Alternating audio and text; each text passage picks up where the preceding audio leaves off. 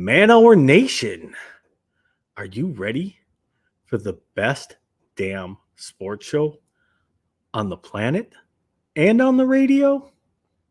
Man Our Nation, rise up.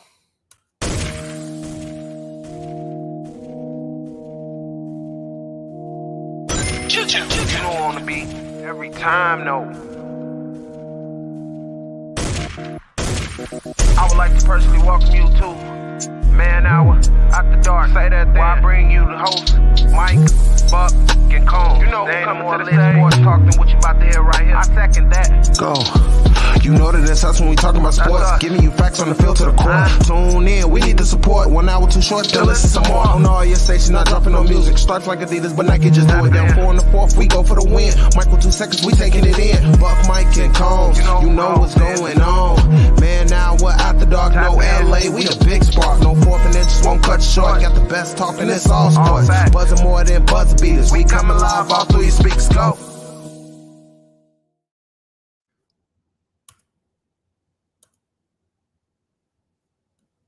Man Our Nation, what is going on? As soon as I figure out the overlay and I can put the right one up here, I scrolled way past it. Way past it. Trying to get the whole thing up. We're off to a flying start this evening, so it can only get better from here. So, Wayne, how was your day, brother? Not too shabby, man. At least I don't have to do a solo show tonight because, as the Minister of Magic said at the end of Harry Potter and the Order of the Phoenix, he's back. People do not realize how much that can actually take out of you trying to do a solo show, because you are now by yourself trying to keep your audience entertained. And that is very, very hard to do. People probably don't realize how much effort goes into that. I was like running a marathon. It was like I was living commercial to commercial, just kind of like in between, just got to make it 15 minutes to the next break. But yeah, people were asking about you. So, I mean, what ended up happening with the ankle? So I would love to give you that answer. That's a great question. Thanks for asking. So there's the professional corporate answer. So we don't know. It blew up like a balloon yesterday. Like my sock, like I could barely get my sock off. Like, and I showed you the picture. Like my ankle is so swollen. Like my sock was like imprinted onto my leg. That everything was so swollen. I went to urgent care, went and just kind of chilled out, and they took a look at it and like, go home and put some ice on it and put it up. It doesn't look too bad. I'm like, this came out of nowhere. Like, no reason, no. I like, take some ibuprofen. If it doesn't get any better, call your doctor next week, and sent me home. Like, okay. Yeah, so today was diagnosis. Pretty much what I could have done myself. So I was like, okay, this is going to cost me $200 for the tell you what I already knew. Your doctor was Patch Adams. He came in just like the clown nose on, like, hey. Well, see, and that's the other thing. Like, I had messaged my doctor's office and got whoever, a nurse. They're like, oh, my doctor's name is Dr. Nishizawa. And they're like, Dr. Nishizawa is off this week. I'm like, well, that's not good either then. Like, maybe they're like, yeah, you should probably come in and see her though next week with that. I'm like, all right, so you're telling me the same thing urgent care is telling me. Are you just reading the notes? So I am self-medicating tonight. Excellent. Nice and loose. That's how we have to do it sometimes. So yeah, it was a little swollen today, a little tender, but nothing like I am baffled. I have zero clue what happened to that. Like, did I turn it wrong? Because it's like I said, it didn't hurt at all. Right.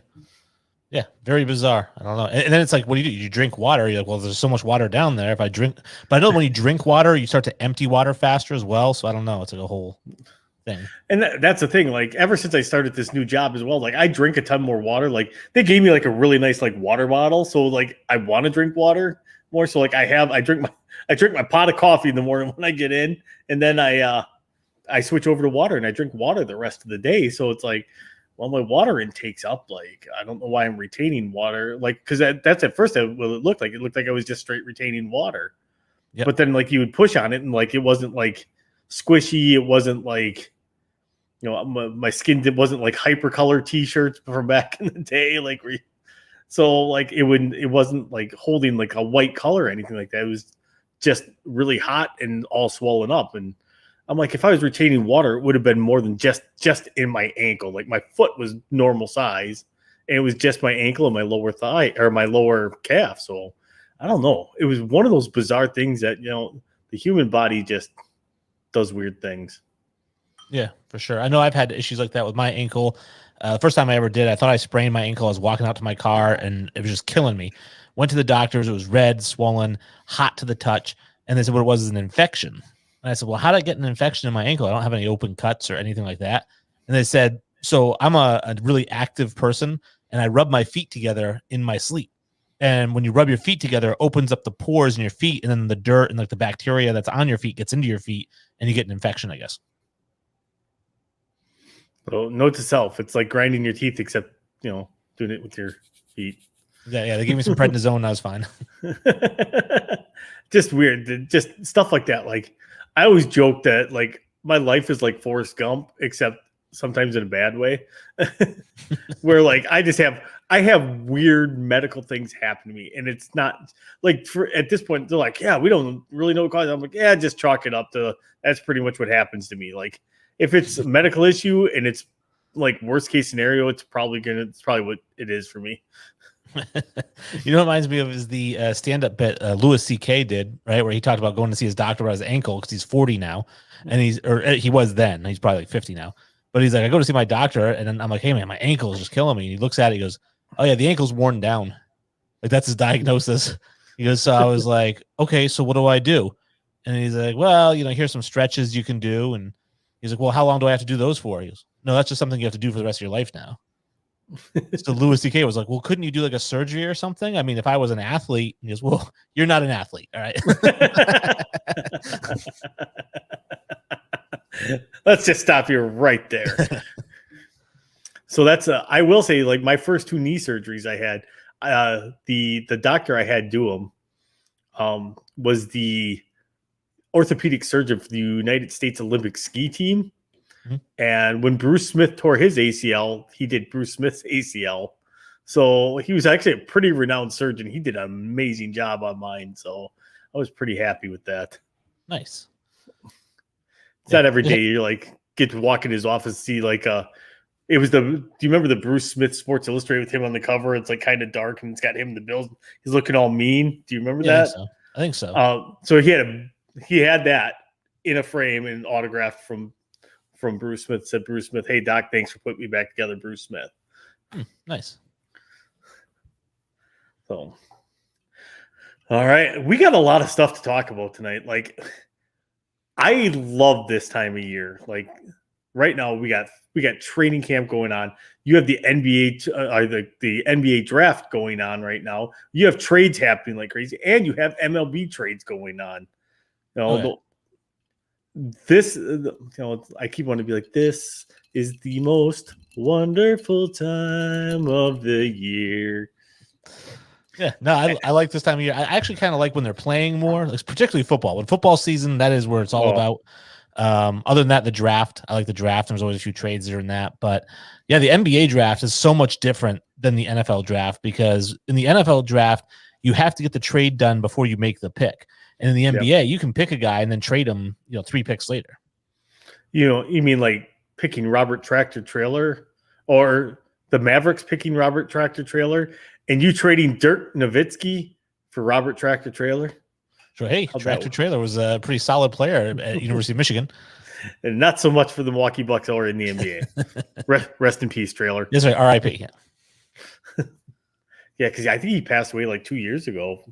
Something like that. Too young, much too young. Yeah, very, very young. So, but yeah, because you're allowed to basically draft people in the NBA for other people. When you have the trade parameters in place, you're like, well, we're going to make this trade with you, but we want you to pick this guy.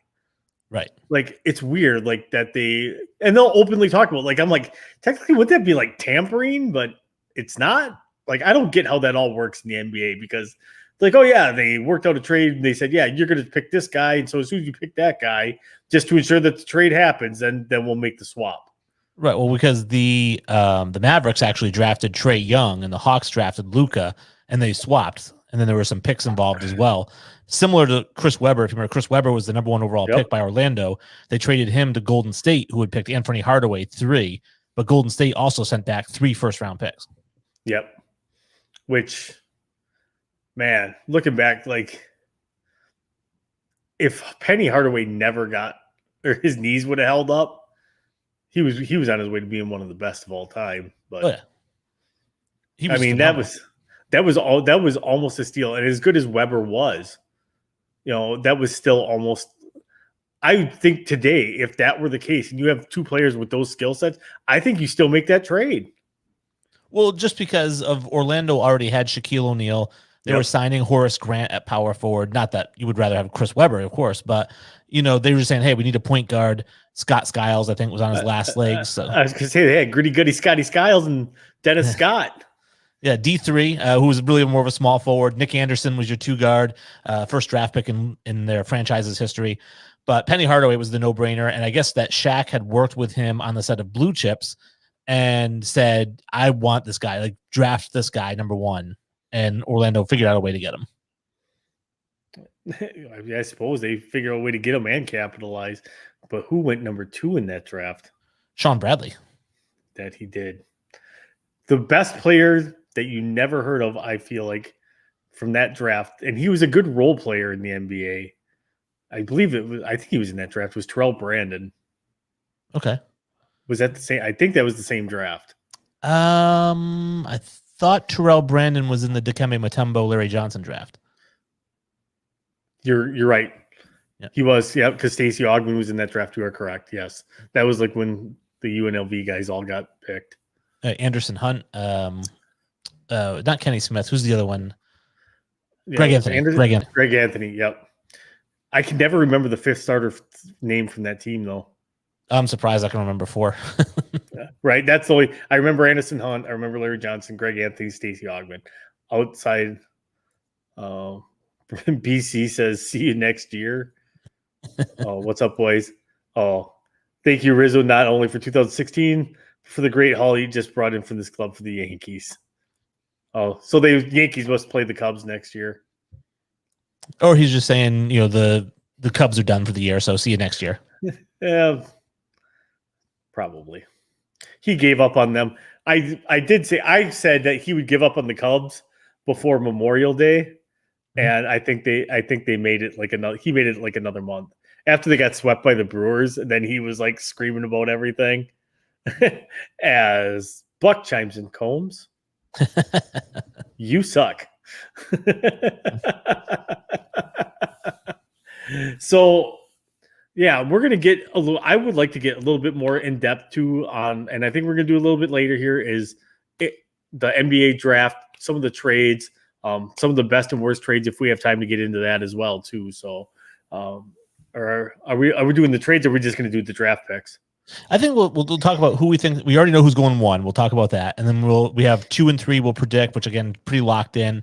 And then I'm thinking we can talk about maybe some of the guys that we think were the best, number 1 picks, the worst number 1 picks maybe since 1980. I don't want to go all the way back to like, oh, Lou Alcindor was a great pick. Let's keep it 1980 and later.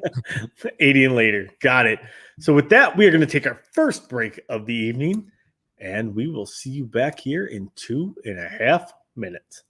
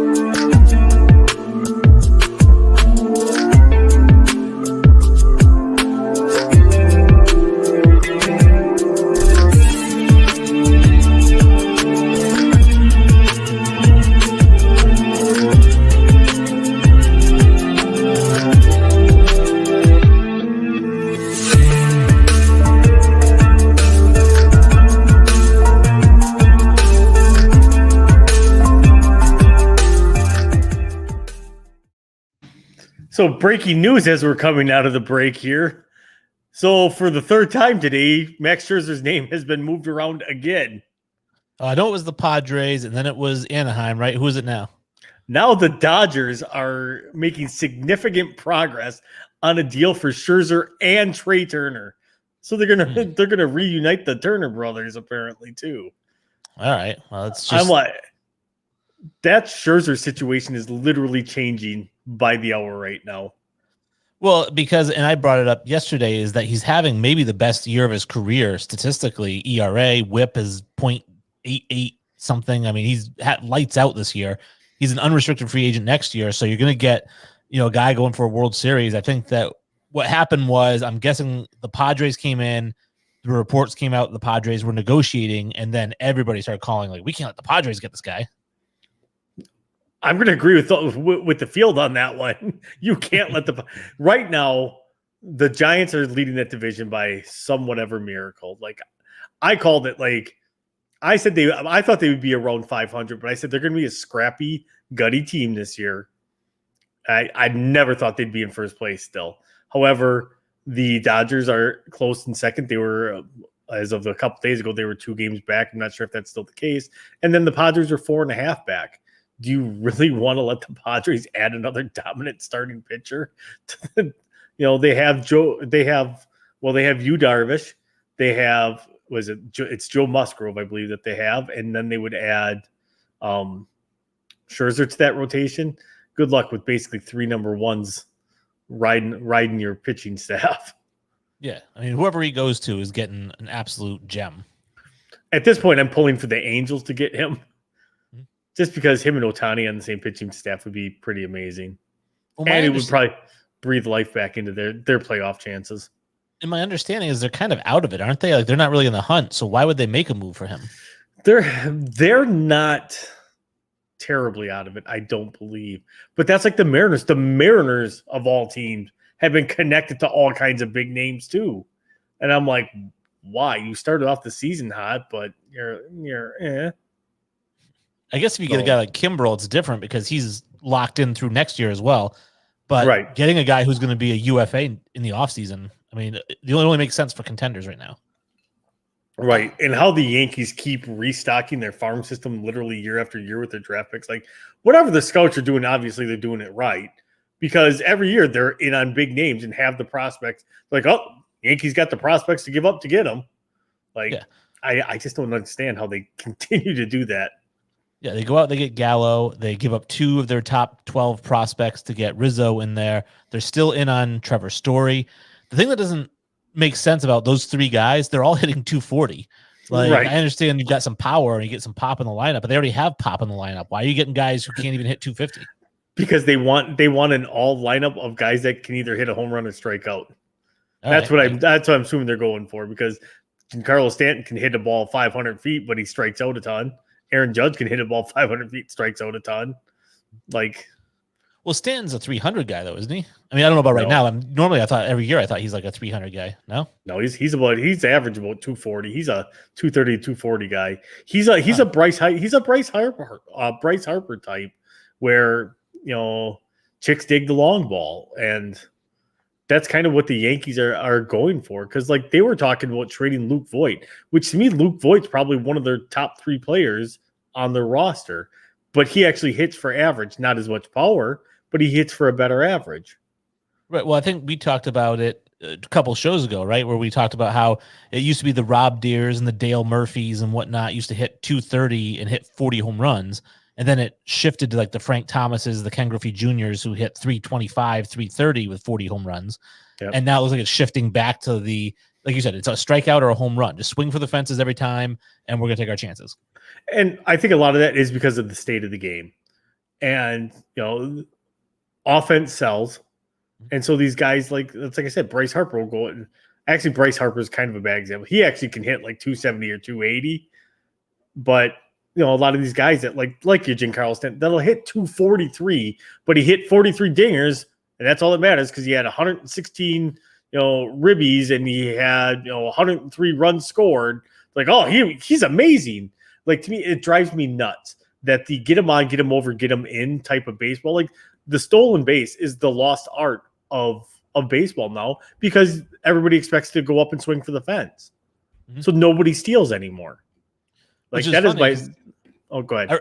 I remember Ricky Henderson getting 126 stolen bases or something like that in a year. Yeah. And then you look at like the league leader now has 43 at the end of the year or something. Right, and they're like, oh my god, he's the most amazing base stealer of his generation. He stole 63 bases. Like I'm pretty sure Ricky Henderson at his age could go play and steal more bases than those people. I mean, Barry Bonds was a 40-40 guy. A-Rod was a 40-40 guy. So I mean, you got guys who back in the day would not only hit 40 home runs like Stanton, they'd also steal 40 bases, which now would be like the league leader. Right, and I do not like that part of baseball. I get it. Baseball wants to showcase that part of it because home run hitters put people in the seats. Like it gets people, it gets buzz, it gets people to, talking about the game. And baseball to me has fallen on hard times. Like, growing up, you and I know like baseball was kind of the pastime. Somewhere in the 90s that flipped and football overtook baseball as America's pastime. Like everybody, I don't know many people that don't live or die for football season anymore. Well, I think as much as you may hate saying it, I think that flip was 92, 93, 95 with the Dallas Cowboys. There again, nobody likes the Dallas Cowboys except for Cowboys fans. But I'm going to agree with you because America loves a winner. Mm-hmm. And at that point, they were brash, they were cocky, they were edgy, they were the thing to do. And they had Dion then too. Who was 95. Who was the ultimate cool at that point.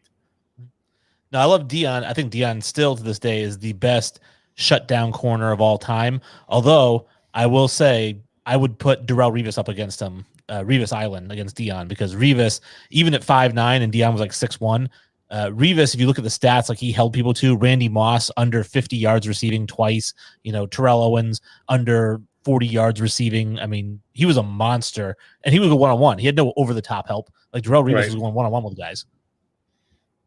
Yeah, I think it's a great argument to make, and even against other guys like to me like Darryl Green. Darryl Green's in that conversation as well. One for longevity of playing, but still the guy was like 36, 37 years old, still playing in the league, and nobody would throw at him. Mm-hmm. So I think he's probably one of the more underrated corners, all-time great corners in the league as well. I mean, I think he gets a lot of hype because he won those, like, it was like the NFL's fastest man they used to do, and he would win that. So he had a little bit of hype behind him. I think maybe one of the more underrated corners of all time is Rondé Barber. Rondé, yeah. Although he got quite a bit of run later on just because of that defense. That defense was so spectacular, and he was kind of the cornerstone. Like they always talk about having superstars at all three levels. And that defense did because you had Sapp on the D line, you had Derek Brooks as the linebacker, and then you had Rondé Barber in the backfield. So and John Lynch at safety. And John Lynch at safety. Jesus. How did they not win more than one Super Bowl with that team? Because Trent Dilfer Brad Johnson was a quarterback. Brad Johnson, yeah, who like was good, just good enough, long enough to get them to the Super Bowl and win it. Can you believe Trent Dilfer was like the 3rd or 4th overall pick, something like that? Like he was a top 10 pick in the NFL draft. Yeah. Yep. But there again, Tampa Bay was not exactly the team it was after he left. It was far inferior than those other teams that Brad Johnson got to play with. Oh yeah, for sure. I mean, we're talking about the orange creamsicle uniforms, the Steve Young days. People don't realize Steve Young was on that 0-14 or 0-16 team, whatever it was. Steve Young was on that Tampa Bay team. He was a starting quarterback there before he went to San Francisco. I thought he got benched that year. I'm not sure. I know he started there for a couple years, got traded to San Fran, was the backup to Montana. Then when Montana got hurt, he got a chance to play. So. When Leonard Marshall basically ended his San Francisco 49er days. Still, how much of a fine would that hit have been in today's NFL? And that probably would have been a year-long suspension because he went helmet to helmet right to the back of the head of Montana. You know what's funny about the whole hits thing is I've actually like I'm not one of those Neanderthal guys who's like, bring back the decapitations. I watch these games and even now, like I transition so quickly to when I see a helmet to helmet, I'm like, throw the flag, like it's a helmet to helmet hit. Like I don't like seeing guys get cleaned out. But actually I get like a sick feeling in my stomach if they don't get up right away. Right. Trust me, I'm a Packer fan. Every time Rodgers gets hit after Anthony Barr rolled on him that one time, it's like, oh, okay, he's up. So I agree with you to a point. The only thing I don't like about the rule is if that defender is going and trying to go low, so he doesn't go head to head, and the offensive player ducks his head, and also they go helmet to helmet. That guy's already going low, so he doesn't go helmet to helmet, and that guy ducked down, and they throw the flag on him. That drives me nuts. Because now the offensive player initiated it. It's a rarity, though, for them to be going low like that. Because usually when you see those, the guy's going high for the chest. He's going for the highlight hit. And the guy just ducks his head and he gets helmet to helmet. They're never going for the waist and they hit helmet to helmet. It's always they're going for the chest. Yeah. But, I mean, that's your biggest target, though. Where are you going to go? You go for the waist. The legs. You take a guy's legs out, you can't run anymore. Although you can't hit him below the knee either, I think so. Apparently, we've never watched the Packers try to tackle people. It doesn't work so well. That's how we got beat. That's how we got beaten 2 NFC title games back to back. Speaking, because you're a Packers fan, let me ask you this: what do you think about the Warren Sapp hit on the? Was it the punter or the guy walking off the field? No, that was on Chad Clifton. That was on our left tackle. Okay, but it was an interception, right? It was like so he was walking off the field. No, it was an interception. He was turning around running to Clifton had turned around to run like he was going to catch him. Man. And as he turned, Sapp basically got a free behind side shot on him and just leveled him. And I think he tore muscles in his hip. He was out for the year after that. I don't agree with it. It was a cheap shot because it was behind the back. If he would have been in front, I'm okay with it. But he was behind the back on it, and how he didn't get flagged for it for a illegal hit, I don't know. Well, I didn't realize he was pursuing the play because I thought he was walking off the field. That's where I thought it was a cheap shot. But I'd say if he was pursuing the play, even if he was just jogging, I can't really feel as bad for him. Just don't get out of the play, get away from the play. Yeah, I mean, you still get. I'm sure Kangaroo Court would find something like that. Be like, you tried to walk off the field and didn't try to. Come on, you're an offensive lineman. You're a defensive player now. But yeah, it was the hit on Clifton. If I was cool and had a switchboard and all that mixer and stuff, I could bring up the stuff and show. But where can we get a good switchboard at? Sweetwater. Yeah, Sweetwater.com. Shameless plug for Sweetwater. Yeah. They should throw us something, but no, they're great. I love them to death. I'll talk about them till the day I die. They're fantastic. Their support team's fantastic. They'll help you hook stuff up. If you have software issues, they're right there to help out. So they're great. But yeah, if I know we're going to talk about it, I could have uploaded a clip and cut it down or something. Yeah. I mean, you and I we write a script. We have what we're going to do and what the flow of the show will go. Yeah. It's like a war. Once the first battle flies, the battle plan's gone. I guess so. Like they say in the song, not the song, but in the show Hamilton, there's a scene where George Washington's talking about how his men are looking up to him. They think he's the greatest thing. He said, but the proof is in your face when you hear the British cannons go boom. Absolutely. And now with that, we're going to go boom into our second break. We'll be back in 2.5 minutes. Nice job on the segue.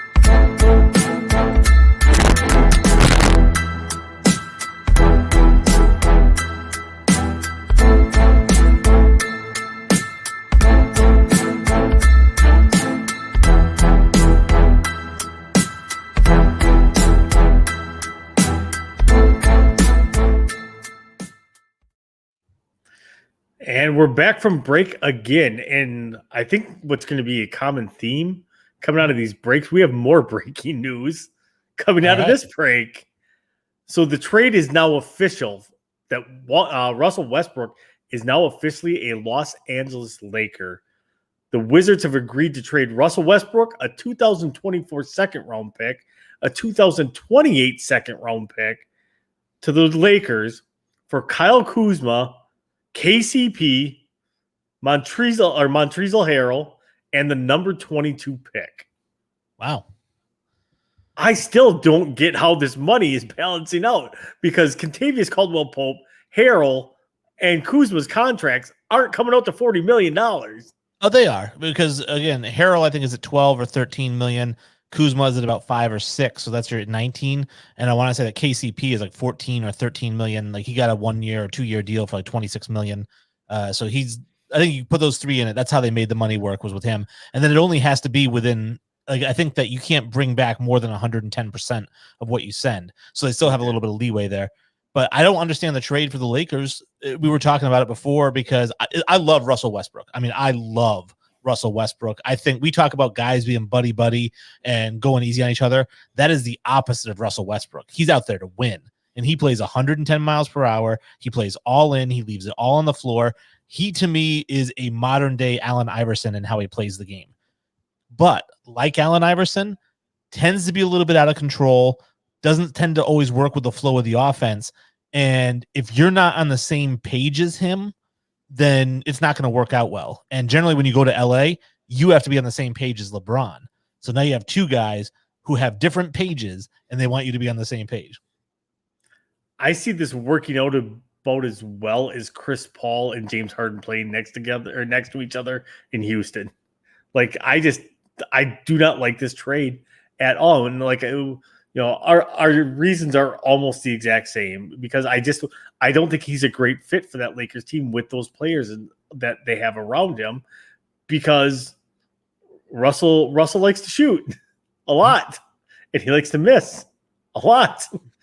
That's not going to fly very well when he's in Los Angeles unless LeBron has sat him down and said, "Look, you're not averaging a triple-double here. You're here to basically distribute and get rebounds. You're not here to score." I don't know if that's going to fly real well. I see this being a terrible experiment and them trying to trade Westbrook around the trade deadline next year in the NBA season. Well, the one reason I think it can work is if it does, is because, I've always said you have to surround LeBron James with shooters because he will find the shooters in the corners. He'll find them in the wings. And Russell Westbrook is not a shooter, but I feel like LeBron James has become more and more of a shooter over the course of his career. Instead of driving to the hoop and opening up those shooters, Russell Westbrook still attacks the rim as good as anybody and gets to the rim. So now maybe they're just switching roles. LeBron's going to be a shooter now. Westbrook is going to be the one that drives to the rim, brings the defenders in, and kicks it out. I could see that, yeah, because Russell is still one of the best slashers in the entire game. He's there again. The proof's in the pudding. The guy he's what 6'1", 6'2", 6'3". Is he 6'3"? Yeah, yep. And averaged over 10 boards a game again last year. Like a triple double. He's he's scrappy. He is as scrappy as they come. There's no denying that. So from one absurd trade to another. So allegedly, the Philadelphia 76ers, we already know they're going to trade Ben Simmons.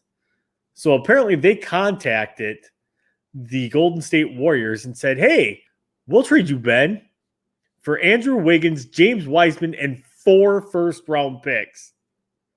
Yeah, I don't know what they're smoking. I'm guessing that the Golden State Warriors reported that number as spam because and blocked that number because they were like, "Yeah, who does that?" There's no way. No, there's no way for a guy that had zero confidence in his shot for like the last month of the season.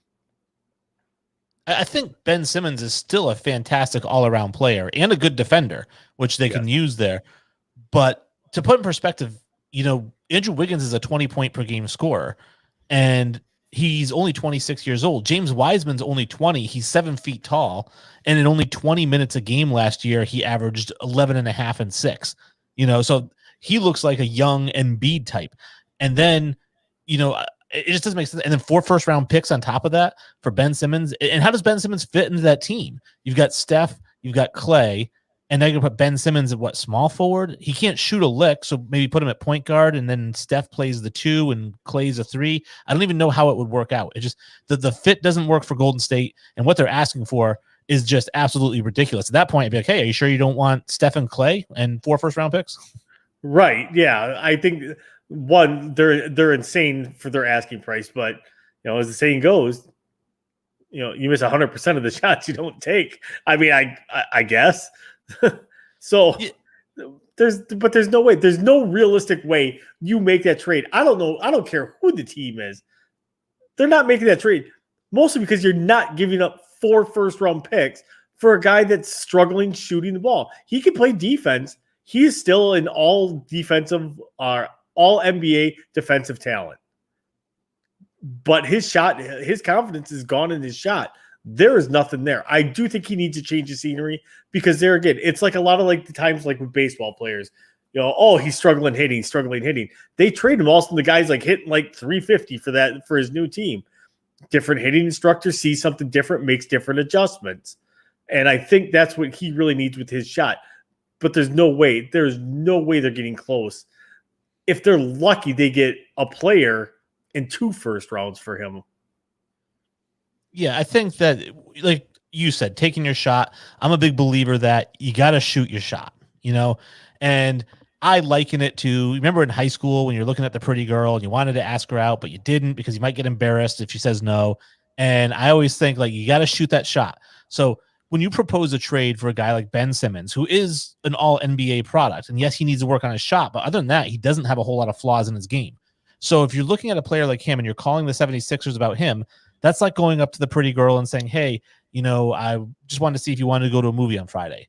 What the Sixers just did is they walked up to the pretty girl and said, you and me in the closet, 5 minutes. That is a great analogy, and I love every part of it. I mean, shoot your shot, but it's not happening. Right. It's 100% true. And I don't know where he ends up because I think they're going to have to wait till this draft is done. They're going to have to wait till free agency kind of gets settled. I don't think that this is a rapidly developed market. It's not. Philadelphia would like it to be a rapidly developing market because they think they can maximize. But I think as time goes by, they're going to realize they're not going to get what they want, and that market gets smaller and smaller for him. And so that asking price starts to come down further and further. And I think a lot of teams right now, just given off of his shot right now, are better off saying, we'll wait till that asking price comes down. And why wouldn't you? Yeah, I'm not sure exactly what he gets in the market. I know he said he is going to work on his shot all off season. And I've contended that all it takes is one off season to go from being awful to being amazing at shooting threes. So maybe he gets his confidence back this off season. He is a phenomenal talent. I don't know what team really uses him. I was thinking maybe Houston, and you could switch John Wall and Ben Simmons. And then you have the number 2 pick. You can build around Simmons, who's still a young player. Which was Jalen Green.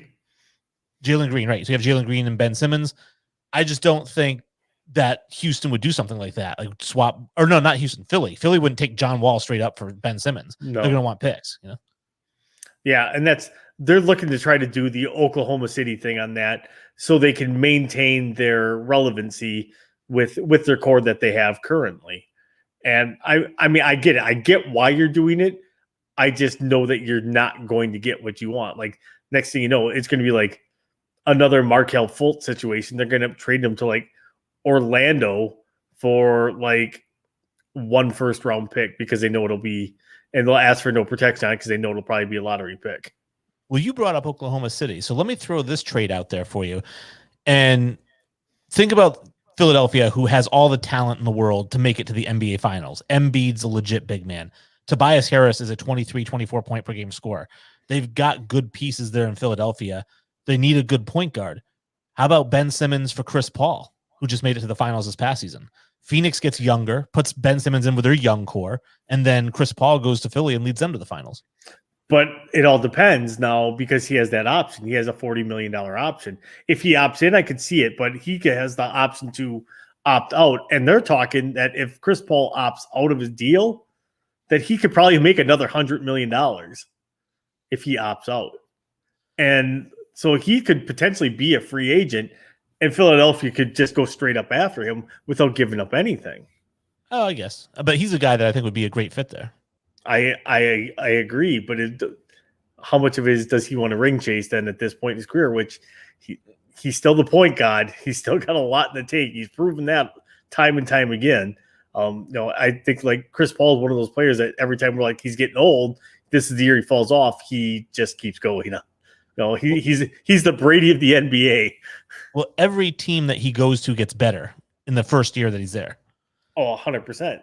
And that's Oklahoma City was supposed to be terrible. Right. Terrible. Yeah, and then even Phoenix. He goes to Phoenix. They were just crap. I mean, they'd had a couple of number one picks. They were just dogging it. He goes there. And next thing you know, they're in the NBA finals. And they're a good young team. But I think Philadelphia is an even better team than Phoenix. And so I think if you put Chris Paul there with Embiid and with Tobias Harris and the other pieces they have there, I think that's a great fit. And like you said, if they can get him as a free agent, depending on what he costs, if you can even add him to Simmons, I like that. Yeah, which could very well happen. So BC breaks on breaking news. Dodgers stealing a deal from the Padres, and they're close to acquiring Max Scherzer and Trey Turner. Way to be like 15 minutes behind what we already talked about.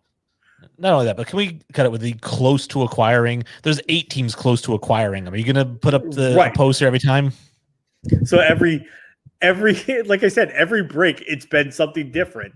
Like first it was like right before the show, I'm like, holy crap, the Padres are close. And all of a sudden we're doing the show in the first break. It's like the Angels are close. And now it's like, oh no, the Dodgers are close.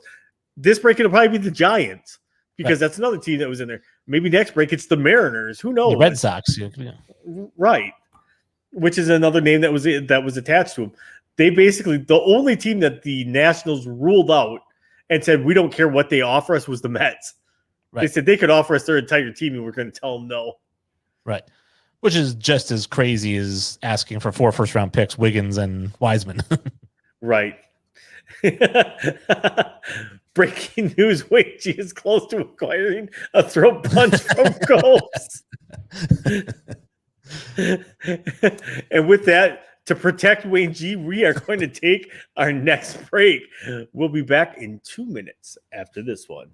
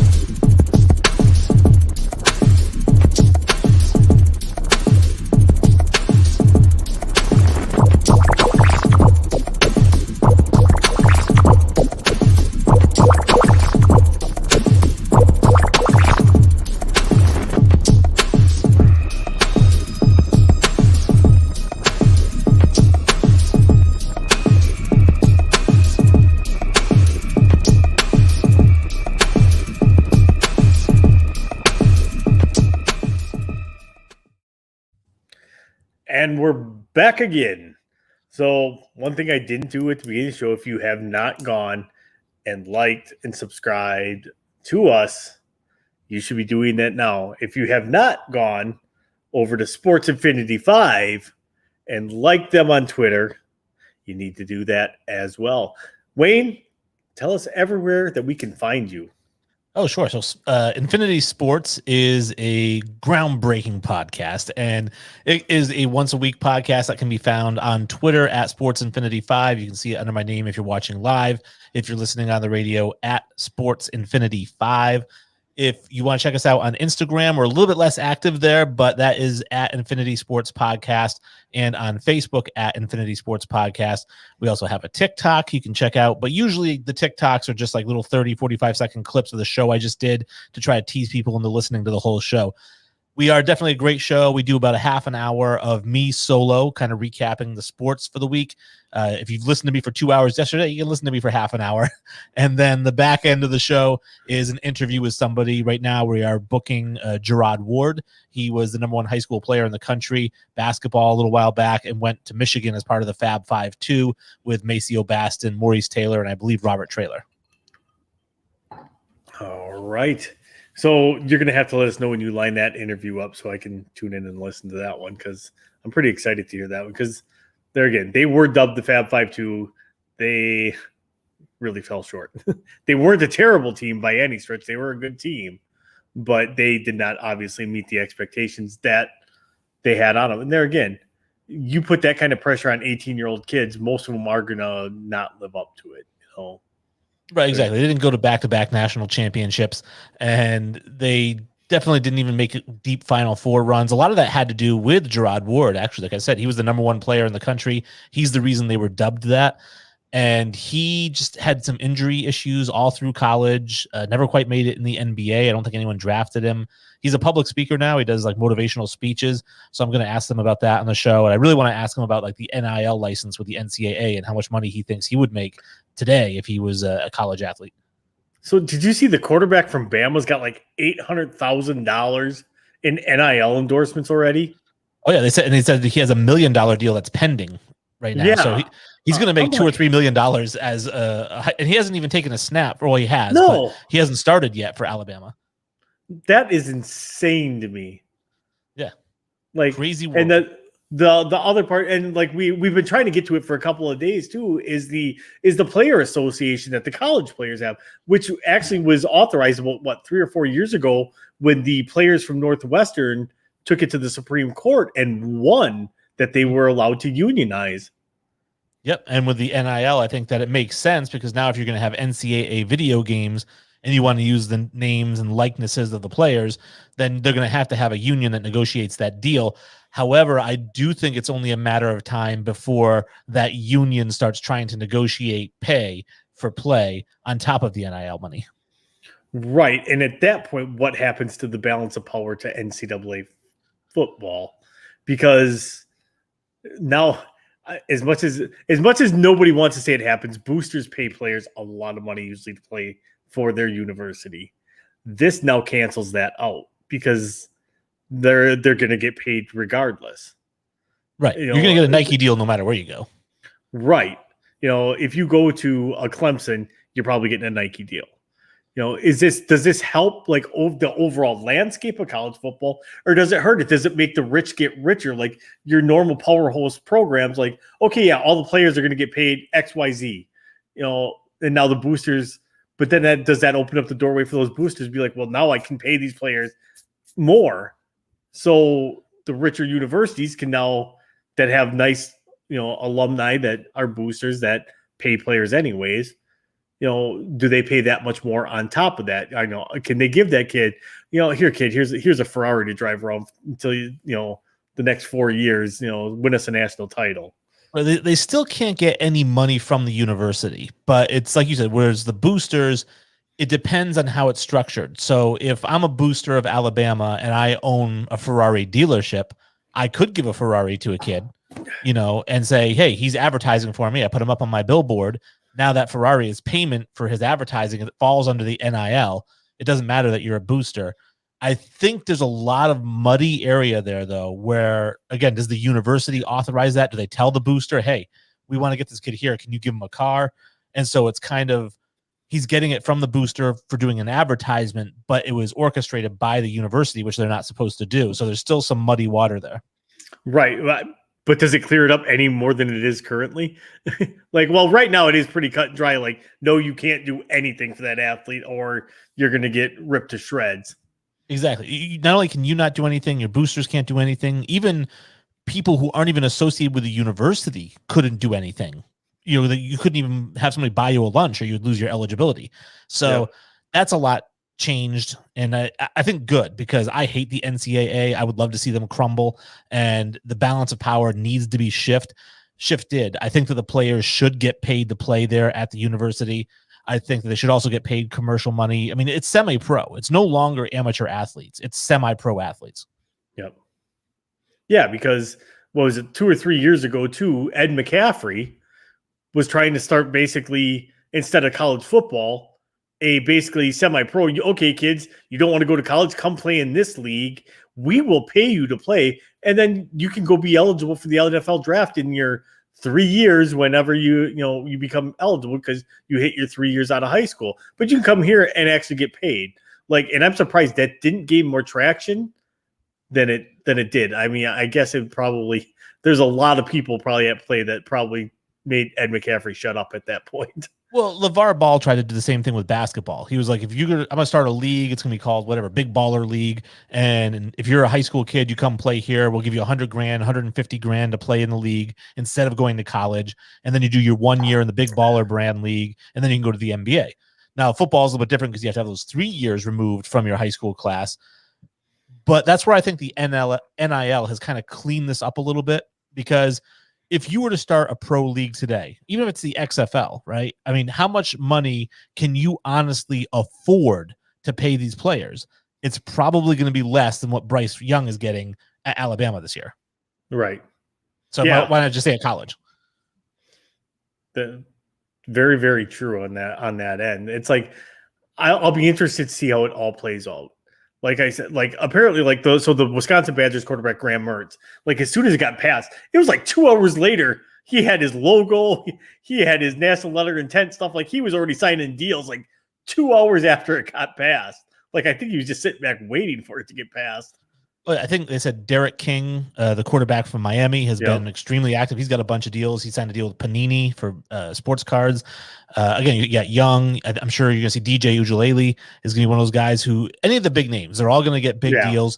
And I think that I like that University of Miami had a deal where it was like they were going to pay every player who's on the roster a certain amount. Like some booster was like, I'm going to pay every player $500 a game or something. And I'd love to see the whole team get paid something. I understand that's just not the way it is. You're going to have your star players get a lot more, and then the bench guys don't get anything, which is just like pro. So I guess they're preparing them for the pro leagues. But I love the NIL. I love that it kind of puts the money in the pockets of these kids, because Ohio State University, which made, I think, $800 million last year off of their athletics program, and they didn't pay their kids anything other than a $50,000 scholarship. Well, now those kids are getting millions of dollars themselves. And I think that Ohio State and other universities around the country are a little upset that they feel like that's money coming out of their pocket and going to these kids. Oh, I would agree with that 110% but it's like I said, to me, it clears up. There's so many allegations that your university can get away with now from your boosters, because they're, again, most times they get caught. It's because this booster did this for this kid, or this booster did this for that kid. It kind of clears that whole up, because now they can be like, hey, kid, let's just sign a deal. And they're like, okay. And it completely clears that part of it up. And I do like that, where, but my big worry is, okay, so, I'll use Ohio State again. Ohio State, obviously, household name, going to be probably ranked in the top 4 every single year, because they're always going to have recruiting class in the top 5. And now you got a kid that has a choice to go to Ohio State, and he can sign he does his NIL, and he can get $900,000 a year if he goes to Ohio State versus say like Maryland also offered him the Big Ten, but those boosters never only said, well, we can only give you 500,000. Say the kid's from like New Jersey, he could have played closer to home for less, or he can go play at Ohio State for $900,000 a year and play for a national title probably every year. Where are you going to go? And that's my fear, as it's these powerhouse universities that have the money and the boosters behind them because of the alumni are going to take it over, and it's going to become a corporate structured America, and those with the most money are going to win. Those with no money are going to be left to fight for everything else. But not always 100% true, because look at the University of Oregon, which for however many years has been basically owned by Nike. So if you play for the University of Oregon football team, you get a new jersey. They have 12 different jerseys that they run out every year because you get 12 jerseys for every game. And then you've got state of the art. I mean, Phil Knight and Nike, I think their training facilities is $50 or $60 million training facilities. They have the best training facilities in the country, better than Alabama, better than Ohio State. They still can't recruit as well as those schools. So kids are still going to want to win, even though some schools may be able to offer them more money. I think that it does add another element that they're going to consider when picking a school, but it's not going to trump all the other elements. I'm going to say it comes down to what situation did that kid come out of. If you have a kid that came from nothing but watched his mom work, 4 jobs just to put food on the table and keep a roof over their head, where are you going? You're probably going to Ohio State because they can pay you $900,000 a year. And guess what? Mom doesn't have to work no more. Yeah, but you can also go to Maryland for $600,000 a year and mom doesn't have to work anymore. So like I said, it's not going to be $900,000 or zero. It's going to be just some teams are going to be a little bit higher. And so are you going to make your decision based on the money, or are you going to make your decision based on where scouts are going to see you, where you can play right away? Like I said, money is just going to be one more thing to consider. So if you have 3 schools all offering you the exact same thing, money might be the difference maker. But if you've got one school allowing you to start for potentially a college football playoff team as a freshman, and they're offering you $400,000 less than the other team where you're gonna have to sit for 2 years, you still may take less money to play there. Right. I agree with that, and I can see that point. So apparently we're staying in the breaking news thing because Mr. Buckheister chimes in that breaking news that Combs still sucks. Oh, sorry, Buck. That's old news. And breaking news, White has terrible hair. That's my bold prediction. All right. So kind of we've been pretty heavy on draft so far this show. There's other NFL stuff we did want to cover. So let's cover what we were going to cover earlier in the show. Zach Wilson signs his deal today. He missed the first 2 days of practice. What are you expecting from Mr. Zach Wilson? Well, I expect him to be very good. I expect him to start day one. He's all they really have at quarterback. The thing that puzzles me about this whole situation is that rookie quarterbacks, or rookie players in general in the NFL, have a salary cap. Not even a salary cap. It's like, the day that you're drafted exactly what your salary is going to be. It's already written in stone years in advance. So why are there still players holding out? Like, I understand back in the day you would hold out to go from 50 to 60 million, certain amount guaranteed. But the way that these rookie contracts are structured, they're fully guaranteed, and you know how much you're going to get before you ever sign anything. So what is the holdout about? And I guess from what I read is that there are certain teams, there's actually 30 teams in the league out of 32 that do what's called offset clauses in their contract, where if they cut a player before his contract is up, whatever his new contract is gets deducted off of his old contract. So he can't double dip, right? I didn't know this, but like if you have $10 million left in your contract and I cut you and you go sign somewhere for $10 million, it's not 10 million on top of the 10 million I owe you. You still only get 10. I don't have to pay you anything now. Which I kind of like that. I do like that because but there are 2 teams, the Jaguars and the Rams. Neither of them have offset clauses in their rookie contract. So if they cut a guy, he can double dip and get double the money. See, the reason I do like that is because if you're terrible and you got cut for a reason, and they shouldn't. And somebody else says, I'm going to take a flyer on you. Great. You should be free and clear of that money at that point because somebody else paid it. Like now, say you're out of the league because of whatever, like, and it wasn't contract, detrimental to the team or anything like that. It's like, just say you're just a terrible player. Yeah, you should be entitled to that money, especially if it was guaranteed money. So, so we do have breaking news now again for real. So the trade is done. Scherzer and Trey Turner have been traded to the Los Angeles Dodgers. So does that make like 11 All-Stars on that team now? Speaking of the rich getting richer. Right. Well, those were my exact words when I heard the Padres were trying to deal for him. I'm like, Jesus. I'm like, I could see because they were kind of struggling. They were behind, but I want to know what the trade details are of this when this comes out. Like, because they had to give up a haul because you got 2 more All-Stars on your team. Yeah, well, you give up a haul, but who cares? I mean, the saying is, as long as you win a World Series, nobody cares, right? So, like when Boston traded for Chris Sale, they gave up the starting pitcher, which I'm trying to remember. It's not Chikris? Oh man, I don't know. Michael something starts with CH. He was the pitcher they gave up. He was like their top prospect. They also gave up Yoan Moncada to the White Sox to get Chris Sale. You look at both those guys, and it seems like, those guys are really good. You're like, oh man, we got Chris Sale who's injured again, but you got a World Series out of it. So who cares what you give up for prospects if you get a World Series out of it? Same thing with the Dodgers here. They're getting Scherzer, they're getting Turner. They probably had to give up 2 at least of their top 5 prospects. But at the end of the day, if they win a World Series this year, who cares? Does that make them the prohibitive favorite now? I would think they were the favorite before the season started. I think that they were still in that conversation today. And I think adding, Scherzer, forget Turner, but just adding Scherzer made him a favorite. And then you added Turner to it as well, you get another bat. I would say that they're the team to beat now. I'm going to agree 110% with you on that. It makes me sick. Like, this is the one thing I don't like about baseball. It's like, okay, you now have your arms race right now, and it's the Yankees and the Dodgers just loading up with every player that they can fit on their roster. Like, yeah, I mean, that's just the way it is. It's always going to be the Yankees and the Dodgers. The Red Sox will be that second place team.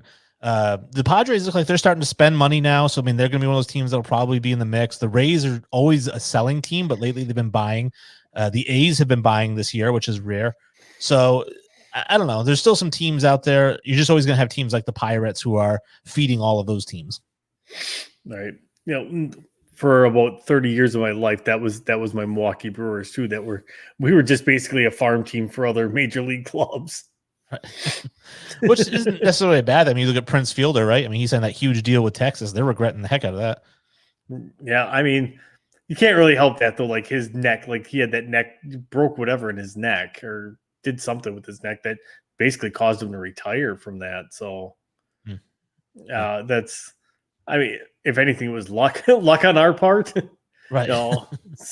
Because he ended up getting hurt. But yeah, like for years, even before that, like we would have players like the Milwaukee Brewers were like the reclamation project team that would just get guys like, so like we picked up Ben McDonald when he was coming off of however many bad years.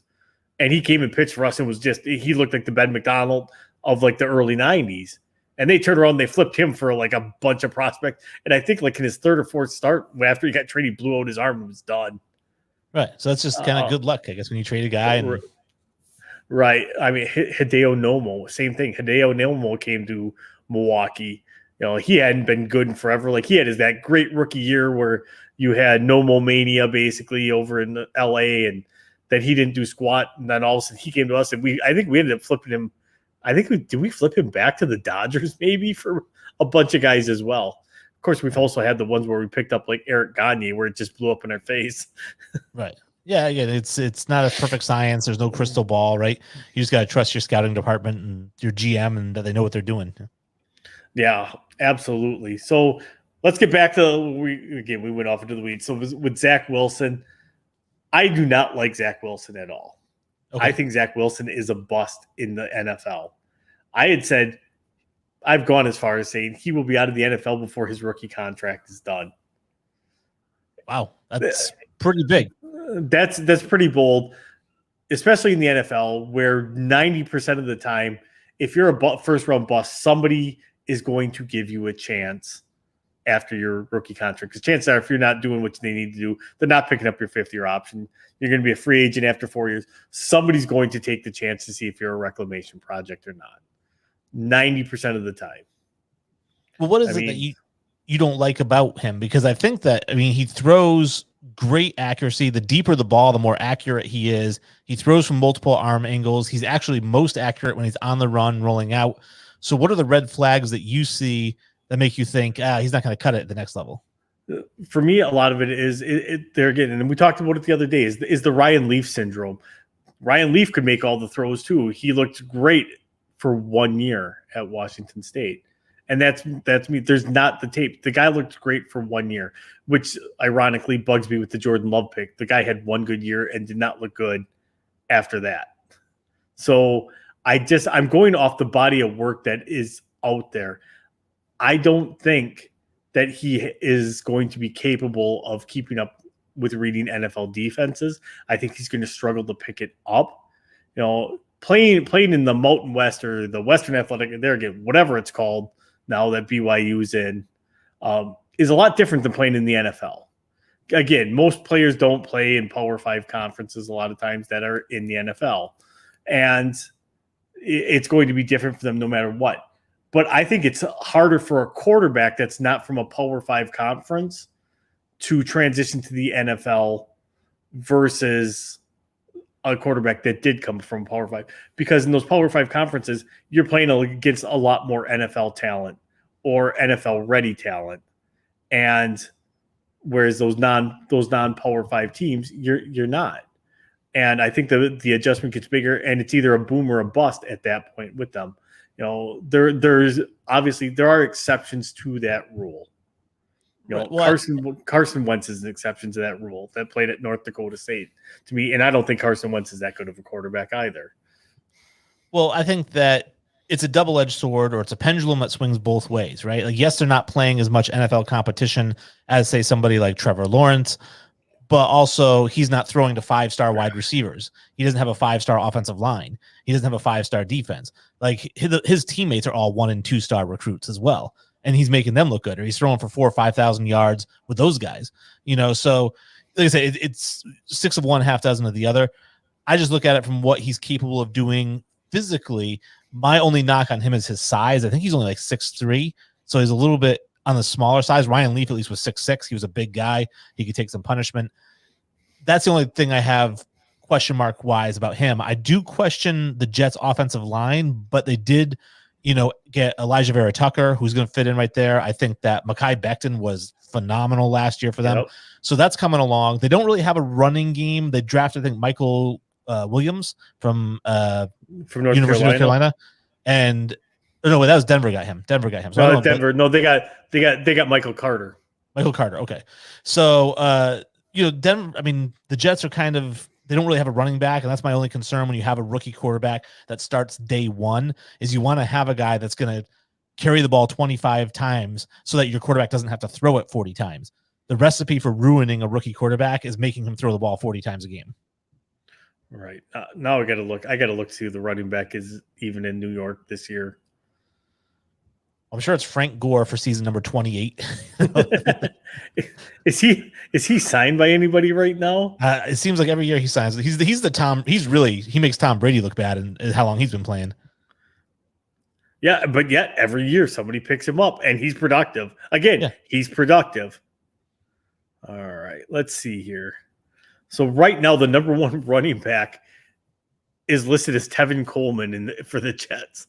There you go. So like I said, they don't really have a star back there. Yeah. Ty Johnson's number 2. Michael Carter's the number 3. I think Carter will be the number 1 by the end of the year. With that running back core, do you think that's really that hard to do?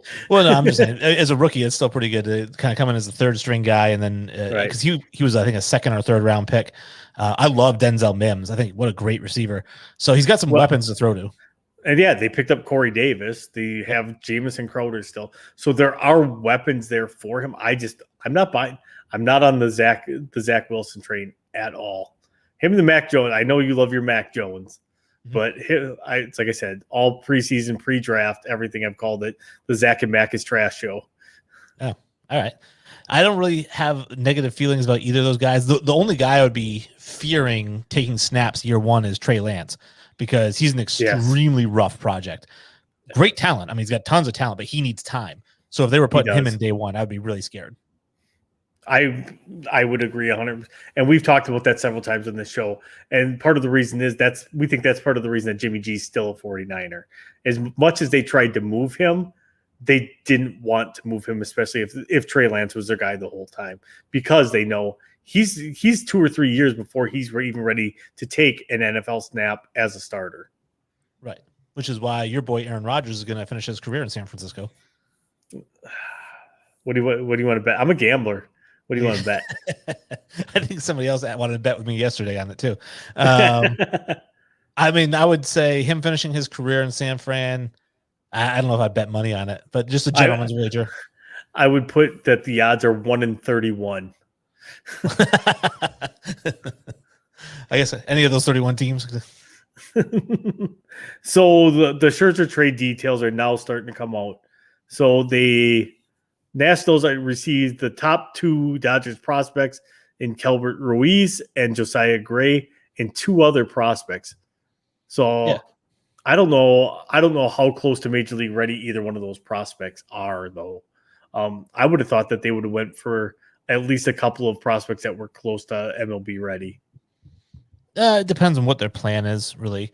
I'm surprised, again, if they're selling Scherzer, their plan is to rebuild. Yeah, they're just tearing everything down then at that point. Because they basically said anybody on this roster is for sale except for Juan Soto, which is probably the smart play. Right.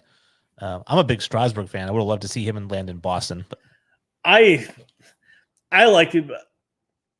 I'm a big fan of guys that throw hard and throw fast, except for Chapman, because I don't know, for whatever reason. Didn't he get convicted of domestic? I think it's because he picked up a domestic charge a couple of years ago. He got suspended for like 50 games. I think that's why I don't like him. But I like it because he used to, when he came up, like the Strasburg hype, it was real when he came up. Like he would come out and he was throwing like 102 miles an hour. It was phenomenal to watch. I mean, did he throw he almost threw a no-hitter in his first start, I think. He had like 13 strikeouts in his first start, I think.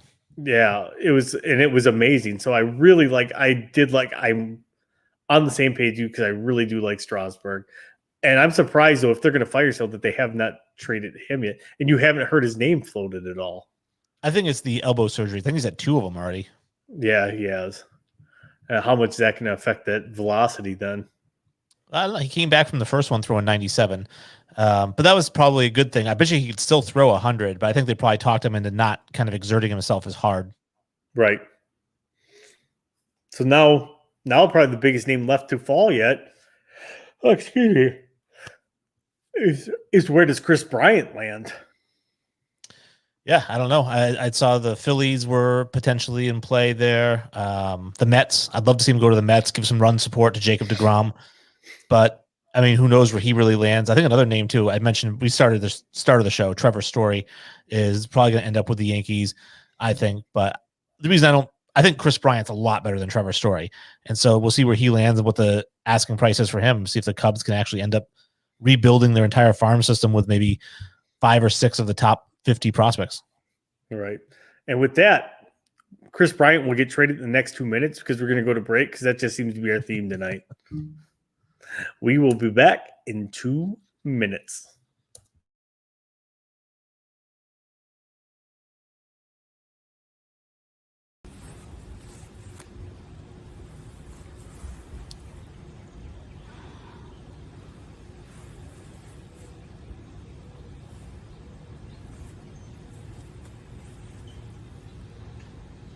ManHourRadio.com.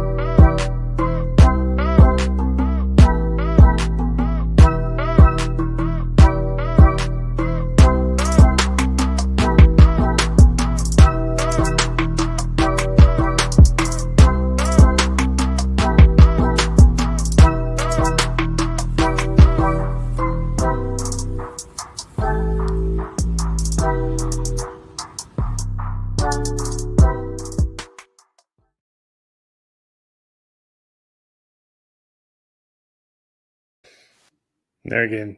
Thank God I caught it. I caught it early again. Didn't go to the black screen of death there. I did that yesterday. I was like, man, this black screen's lasting forever.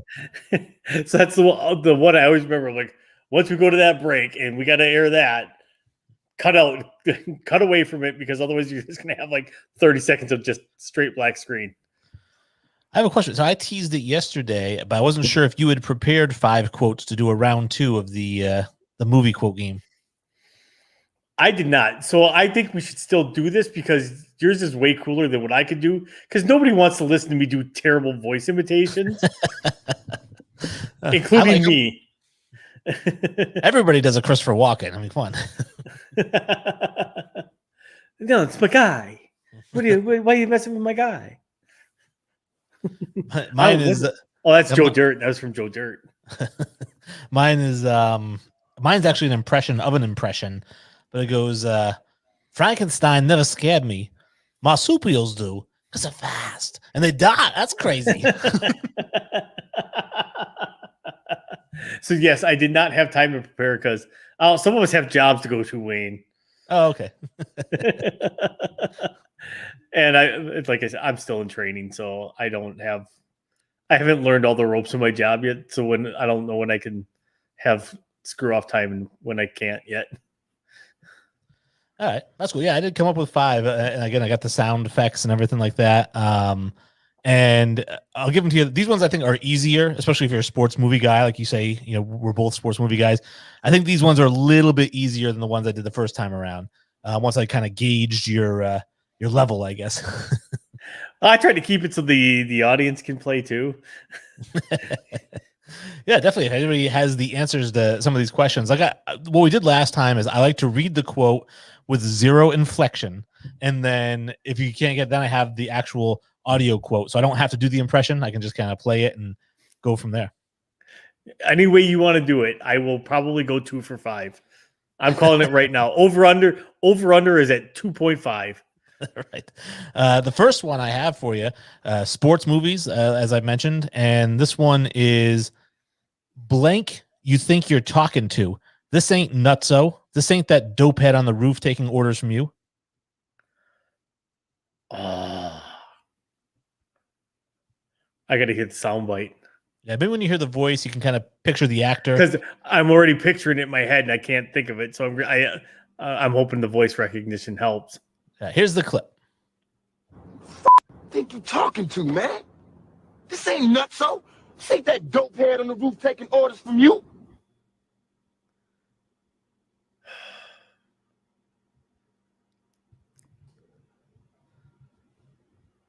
I'm gonna go. No, it's not that. It can't be that. But I'm gonna go with it. I'm gonna go with the program. It is not. It is not. That was Tupac Shakur, and that was Above the Rim. Yep.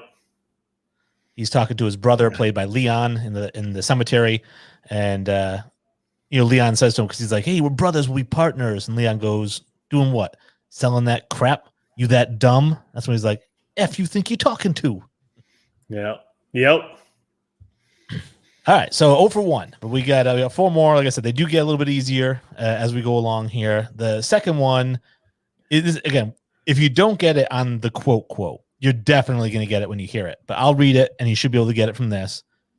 Because right now, you are a paycheck player. You play with your head, not your heart.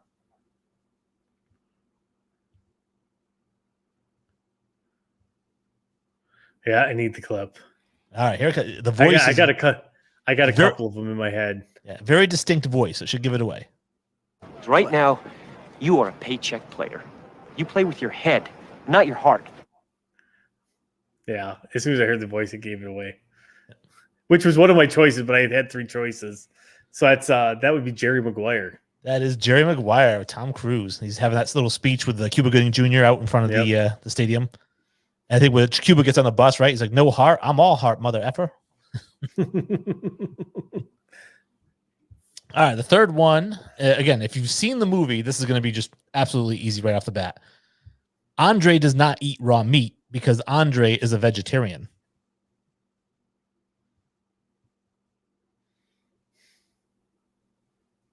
Again, that's 2 of them. That is the Replacements because that's when they're talking to the sumo guy. Nope. No, it is not. I'll play the clip here so you can get the voice. It's a not really prominent actor, but maybe it'll give it away. Andre does not eat raw meat because Andre is a vegetarian. The actor is Sinbad. Necessary Roughness. Yep. And it's when Robert Loggia has them hitting the pads, and he's like, I want you to eat raw meat. And then when he hits it, he knocks him off, and he's like, I don't eat raw meat because I'm a vegetarian. He's like, oh, that's right. He's standing over him. Yeah, he's like, eat whatever the hell you want, Andre.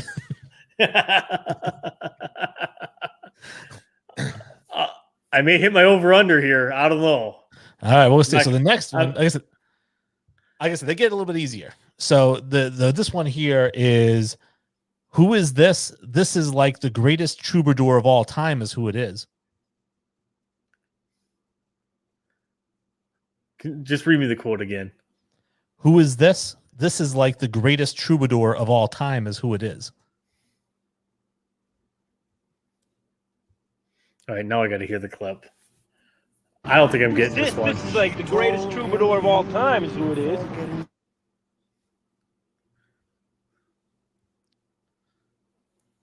I know that voice.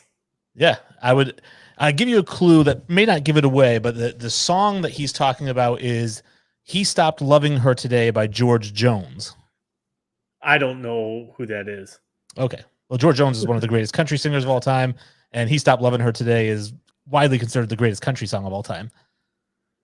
But he says, who is this? This is like the greatest troubadour of all time is who this is.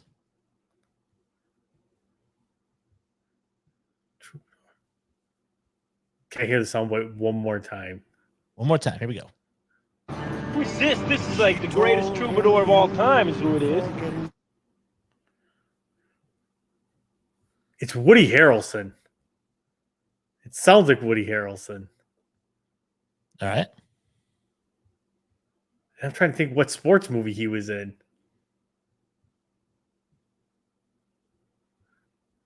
wasn't Zombieland. Nope. It wasn't the Hunger Games.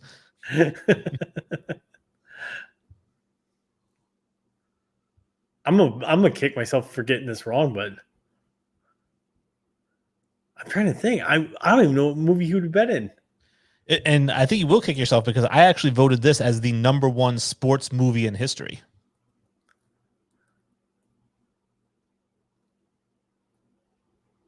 You did. All right. And now I'm already drawing a blank as to what you said it was. But hold on. Wait, Field of Dreams? No, White Men Can't Jump. Yes. God, how can I be that stupid? I'm like, I even named Woody Harrelson. I'm like, what sports movie was he in? Yeah. I thought as soon as you said Woody Harrelson, you're going to get it. I want to punch myself in the throat right now. Oh, man. All right. So this is your last chance to beat the over-under, right? You got two, and here's the last one, which is, it's a problem you think we need to explain ourselves. Don't to anyone. It's a problem you need. Anyone. Don't.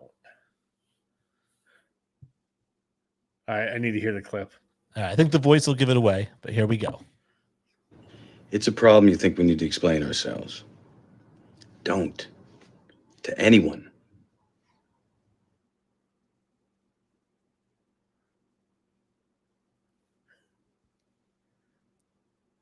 Great movie. It's another one that's in my probably top 10 of all time. Right. Is it Moneyball? It is Moneyball. It was Brad Pitt. I was going to say, I'm like, God, because I literally just watched that again like a couple of weeks ago. I'm like, God, that really sounds like Brad Pitt. And he said something like in Moneyball. I'm like, God, it's got to. I thought, I completely lucked out on that one. Oh, there you go. You got 3 out of 5. See, Vegas, you should be listening to me. I know how to set over-unders. I barely cleared that one. Well, actually, the over-under isn't about getting it right. It's about getting the bettors to bet equally on either side, right? Right. Oh, I do really good on over-unders. I do great gambling on over-unders on games and total points. but there's some stuff like people like so and so will throw for 275 plus yards or stuff like that. Like I can't do like the individual bets like that. Like I call them side bets off of what your main bets. I'm terrible at picking that stuff. But the main points, you thinking that's where you're at? I do good at, I think, picking just the winner without the score, like no spread. If you just give me a straight up no spread, I can usually do pretty good picking the winners. But once we start getting into the spreads and the over unders, I'm like, ugh, I don't know. See, I do good with spreads and over and the unders because that's easier to pick. In the NFL, I can do that. I've gotten really good at doing that in the NFL. But yeah, like, and you can never show me a bookie that's going to let you pick stuff straight up. Well, my favorite is the spread when it's like unless you're parlaying. It's like Alabama versus Georgia Southern, and it'll be like a 47-point spread. Right. I will never take games like that. Okay. Never. Like, because and it depends on the coach and it depends on the team, especially in college football like that against a no-name team. Sometimes coaches like Wisconsin, Paul Chryst will take it. If we're up by 35 points at halftime, he'll take his foot off the gas, play his third string guys the second half and not score any points and be okay with it. Like, and the other team like maybe scores, a touchdown, and now they beat him by 28 when the spread was like 38. Like, right. So that type of stuff, it's hard to predict because then sometimes those third stringers go out and they shut them down, and all of a sudden they're lighting the scoreboard up. But I hate those kind of bets. One, to me, they're sucker bets, honestly. So, I always think I get mad at myself because I'll see like a 47-point spread, and I'm like, I should take the 47, and then I'm like, no, let me see what happens, and then the next day it's 63-0 was a score. Yeah, right.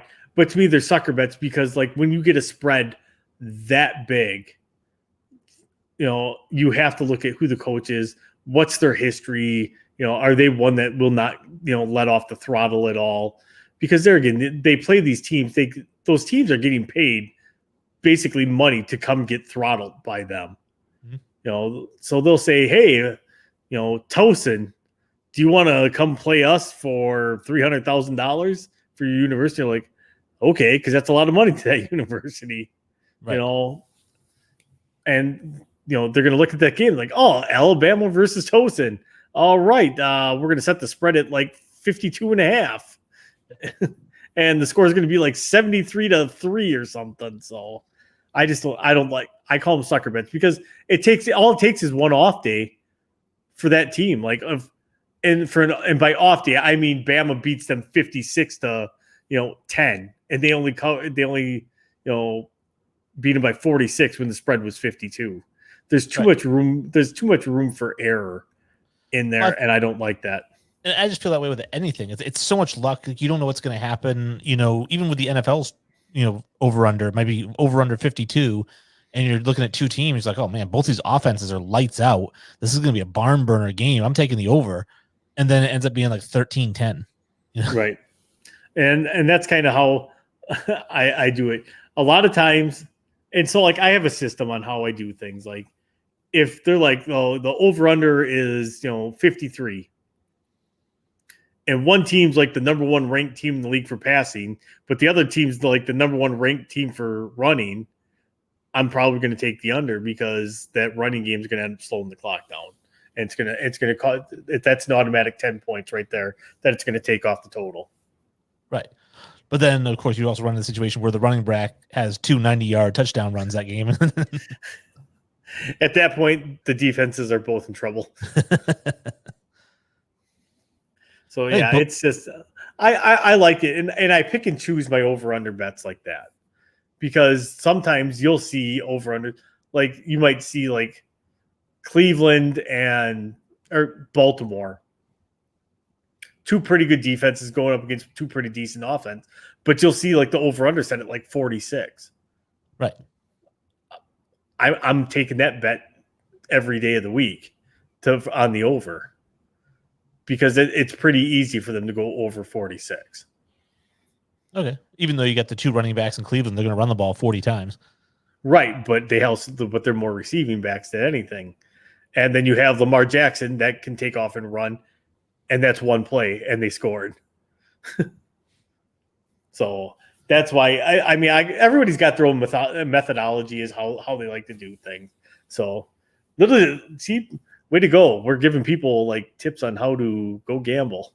Yeah, hey, if we can make you some money, then throw it this way. Please be 18 plus. I don't know what it is around you, but a lot of casinos around here, it's only 18. So you be 18 plus. All right. So with that, we are going to take our next break. We got sports talk coming up here shortly as well. So if there's anything you want to talk about, bring it up in the chat, and we will be back in 2 minutes. What is your name? What? What is your name? Fuck! Where did you get that shirt?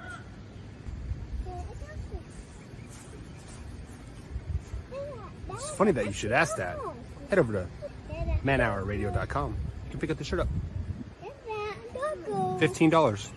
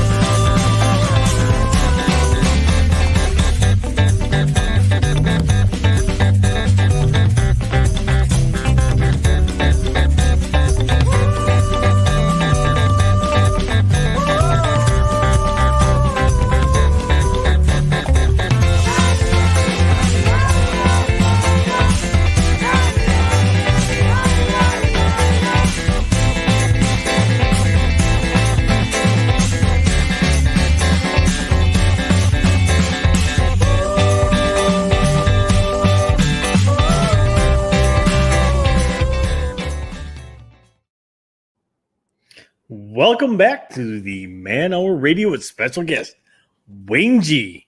What's up? So we are in the home stretch. It's almost over. We're going to go back to a little bit more NBA draft now. We're getting a little bit later in the first round here. Cade Cunningham was like the worst kept secret as the number 1 overall pick for the Detroit Pistons. They basically announced at like 10 o'clock this morning that, yeah, we're taking Cade Cunningham in something that everybody just kind of figured was going to happen regardless, even with all the rumors that were going around, basically saying like the Rockets, like we had talked the other day about like the Rockets were making a push. You'd heard a couple other teams that were making, like Orlando, like had allegedly made a push. So Cade Cunningham, number 1 pick. So now how do you think his rookie season goes? I'm not sure. I'd mentioned it, I think, either last show or the show before, that Cade Cunningham is essentially a doppelganger of Jeremy Grant. So it's kind of redundant in that Pistons offense. I don't understand exactly how he fits in. He's obviously a less experienced player than Jeremy Grant, so I would not expect him to average 20 points per game his rookie year. But I don't understand choosing him number 1. I honestly thought the Pistons were doing a Celtics type smoke screen where they're trying to get teams to think he's going number 1, but then they're going to try to trade that pick. Honestly, my favorite player in this draft was Jalen Suggs. I love him as a point guard. He reminds me of Jason Kidd. So that's a guy I probably would have gone with. Maybe not number 1. I would have traded back and taken him. But yeah, Cade Cunningham, I don't know what all the hype's about. I mean, if he's so good, why didn't he dominate in college? I mean, he did average 20 points a game for Oklahoma State. Well, exactly. Oklahoma State. I mean, Kevin Durant played in that same conference and averaged 27. Michael Beasley averaged 27 as a freshman. So those are guys who were ready to go to the NBA. This guy only averaged 20. And when you watch Oklahoma State games, there were games where he kind of just disappeared, took a back seat. I could see it. The reason, like, you keep making the Grant comparison. the difference between him and Grant is Cade's got ball handles. He can run the point. And that's what they're going to bring him in to do. He's going to be a 6'8" point guard. I think they're kind of hoping that he has a Giannis type thing where he grows an extra couple inches after his rookie year. Because I think when Giannis came to the league, he was 6'8". And all of a sudden, they're like, no, he's 6'10" now. Well, Jason Tatum too came in at 6'8". Now he's 6'10". Right. So they potentially could be looking at something like that, and basically looking at running like a point forward type situation as well with them. I never thought that they would trade that pick, just because Detroit basketball right now is in such, I don't want to say disarray. They have a good coach. I mean, for Dwayne Casey was coach of the year and got fired the next year. And the Pistons snatched him. So they have a good head coach in place. Like, so I can't complain or even say anything about that, because they're not really in dysfunction. They're defunct of talent is what it is. You know, I want to go to Detroit, said no free agent ever. You know, it's kind of a basketball abyss. It's the equivalent. Detroit's the equivalent right now of Gilbert Arenas back in the day saying players coming into the league, or players that are in the league, putting a no trade to Milwaukee clause in there because nobody wants to play in Milwaukee. Which is weird because Milwaukee was really good in the 80s. Right. They were just there again. Most people saw the 90s version and they were not good in the 90s. I'm like, yeah, our best player in the 90s for part of it was Blue Edwards and Brad Lohaus. That wasn't great marketing for us. Like, Blue Edwards could dunk and that was about it. Oh, you don't remember the Vin Baker and Glenn Robinson days? Well, that's what I'm saying. Like the early 90s, like the mid 90s. Yeah, you got Vin Baker, who was, you know, I believe we took him out of Hartford. Yep. And totally hit on it. Though I will say the one thing the Bucks do really well is they draft really well out of the number 8 slot. That number 8 slot, they drafted Vin Baker. They drafted Ray Allen. Well, actually, they traded for Ray Allen, but I thought Ray Allen and Stephon Marbury went 4-5. Was it 4-5? I thought, and they swapped. You are correct. I take it back. You are correct. There was another player we got at 8 that was a really good player. Yeah, because it was a swap, because we actually drafted Marbury. And there again, it was one of those prearranged trades that, all right, you guys took Ray Allen. That's who we really wanted. We'll take Marbury and trade him to you. Mm-hmm. And that was the swap between them and them and the T-Wolves. I'm trying to think. There was somebody else at 8 too that they took, but yeah. And then you had Glenn Robinson, you know, Ray Allen and Sam Cassell all in the team. But there was also teams that we trotted out there with Sherman Douglas and Blue Edwards and Brad Lohaus as well. Well, it got me thinking because obviously, you know, Glenn Robinson, I love the big dog, and he was a number 1 overall pick, and he was one of those last ones that was able to negotiate a rookie contract before they had the rookie salary cap. Yeah. And I remember he wanted $100 million his rookie year, and I want to say that the owner of the Bucks at the time, I don't know if it's the same guy now. No, but it was Herb Cole. Yeah, he had said, "How about I give you the team and you pay me $100 million?" But at least Glenn Robinson had a great suit on draft night. Yeah. Again, in one of the worst kept secrets, as soon as the Bucks got that number 1 pick, it was like, yeah, they're taking Glenn Robinson. The guy can shoot the lights out of the gym, but he can't play defense. He was not the rookie of the year either, even though he was, I think, the leading scorer. It was co-rookies of the year that year. Yeah, it was Jason Kidd and Grant Hill, the number 2 and 3 picks. Yep. But it got me thinking, like, you know, we said there's no surefire number 1 pick in this draft, even though Cade Cunningham was a badly kept secret. He wasn't a franchise-changing, guaranteed number 1 pick, you know, untradeable. And I started thinking, like, who were some of those guys in the last 30, 40 years in our lifetime? Like, can you think of, like, a number 1 pick that you're like, this guy is absolutely guaranteed number 1, guaranteed franchise changer? That they ended up being that way, or that they failed miserably at it? No, like you knew it going into the draft. Like, I don't think anyone that I ever knew was going to be a franchise changer flopped ever. No, like, I mean, even like that, like your Shaq is the one most recently that comes to mind that, like, but he literally shifted the landscape of the entire NBA when he came into the league. Like, they had to reinforce backboards because the guy kept breaking them. Right. Yeah, I think Shaq was the classic. I think when Orlando got the number 1 pick, I think on the lottery night, you know how in the lottery now they just stand there and they hold their card. I want to say Orlando actually brought an O'Neal jersey to the lottery in case they won it. I have no doubt that they probably did. It wasn't iced up probably like the Patrick Ewing one. Probably not. Although if you believe legend. But yeah, I thought Shaquille O'Neal absolutely. A couple other guys I thought of were Tim Duncan was a guaranteed number 1. The Celtics wanted so badly to get him to change them over, and then they ended up getting Ron Mercer and Chauncey Billups. And then I think LeBron James was that guy. I think when LeBron came out of high school, because he was the number 1 pick going back to his sophomore year, everyone knew he was gonna be the top guy. Yeah, as soon as he entered high school, when this kid wants to turn pro, he'll be the number 1 pick.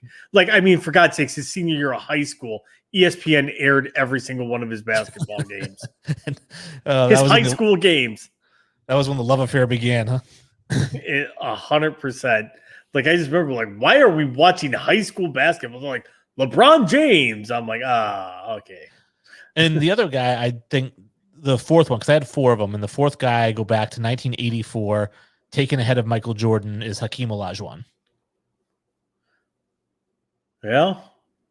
Olajuwon was a franchise changer for Houston, yeah. Was Olajuwon number 1 over? I thought Bowie went number 1 over in that draft. Bowie was number 2. Jordan went 3. Oh, okay. Yeah. Olajuwon still the one thing, and I almost forgot about it too, is that after they won their titles in Houston basically shipped him to the side. They kind of discarded him. They traded him to Toronto when they were pretty much a fledgling franchise still. Yeah, because they went to the 2 finals, and then the year after that they got Barkley, and then I think they got Pippen. Yep. And then after that they kind of were like, all right, let's just disband all these old guys. Yeah, pretty much. Yeah, because Pippen got disbanded to Portland.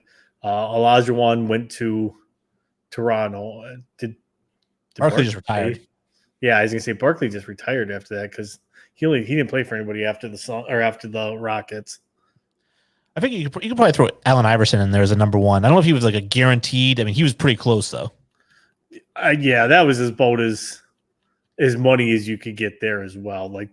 Going into that, there was no doubt you were taking him number 1 overall. Right. Camby went 2. Camby was a really good big man, but I think AI was the guy. Right.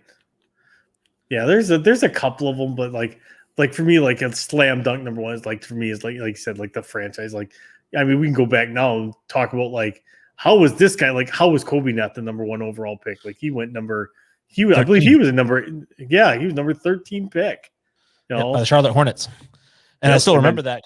And then they traded, how about this trade? Straight up Vlade Divac for Kobe Bryant. Right. Because, but at that point, Vlade was a serviceable NBA center at that time. And Kobe, it's funny because they showed his intangibles and his strengths and his weaknesses, and it was pretty much dead on as to what he did for his career. Well, I actually think when you go back to Kobe's rookie year, when they brought up the draft screen during the NBA draft broadcast, I think one of them was tends to yell at teammates or is abrasive with teammates or something like that as a 17-year-old. Yeah, and shoots the ball more than he needs to. Yeah. Does not always get along with teammates. It was needs to work on his passing. And it's funny because then you show it and it's that's pretty much, he didn't change anything throughout his entire career. So I'll put a little bit of a quick game with you here because you would ask me who the number 2 pick was in the Weber draft. So I'm going to test your knowledge here. I said Camby was number 2 in AI's draft. Bowie was number 2 in Olajuwon's draft. But my other 3 guys in the Shaq draft went number 2. The Shaq draft, who went number 2? Do I get a team? No. Damn.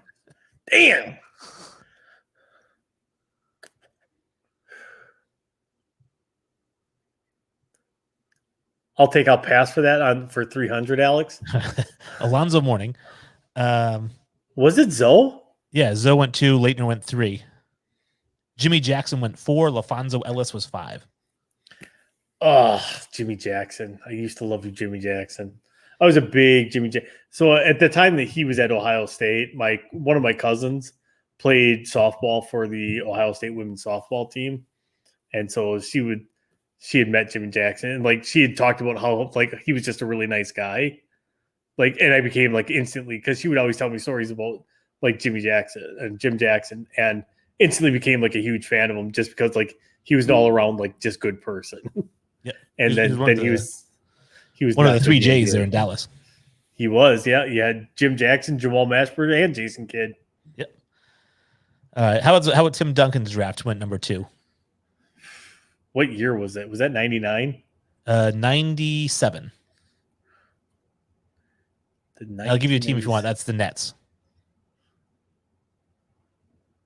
Drazen Petrovic. No, I think he was already been passed. He was like in the 80s. No, he was a 90s player. No, but he was drafted in the 80s. Because really? he started his career in Portland. Drazen did? Yeah. I never knew that. It's 97, number 2 pick. It wasn't Derek Coleman because he was number 1 pick. Yep.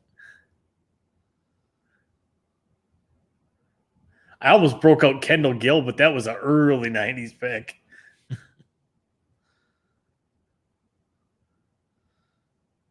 97. So it was Tim Duncan. And went to the New Jersey Nets. It was, yeah. So yeah, they were the New Jersey Nets at the time. And I'll throw the college at you too if you want. How about he went to Utah? That would have been Keith Van Horn then. There you go. And then the third one I had, of course, LeBron James, with number 2 pick in the LeBron draft. Was Milo. Darko. Yeah. Oh, that's right. Yeah. The worst pick probably in NBA history. I like to, on our show, it doesn't do well with our Boston fans, but I say the biggest bust in NBA history is Len Bias. Well, because he never made it to play a game. Yeah, 0 career points. 0 career points. He was a second overall pick. Darko at least has more than that. But that's where I like to bring up different stuff too. So, like I said, who has more points in NBA Finals games history? Chris Webber, Steve Nash, or Frank Kaminsky? Well, the first two never played in the finals. Right. That's why I That's bring it Kaminsky. up. Which is hard to believe. Webber, I can kind of see. He kind of got stuck on like teams that were average to not good, like for most of his career. And he had a couple of good years in Golden State, and that was it.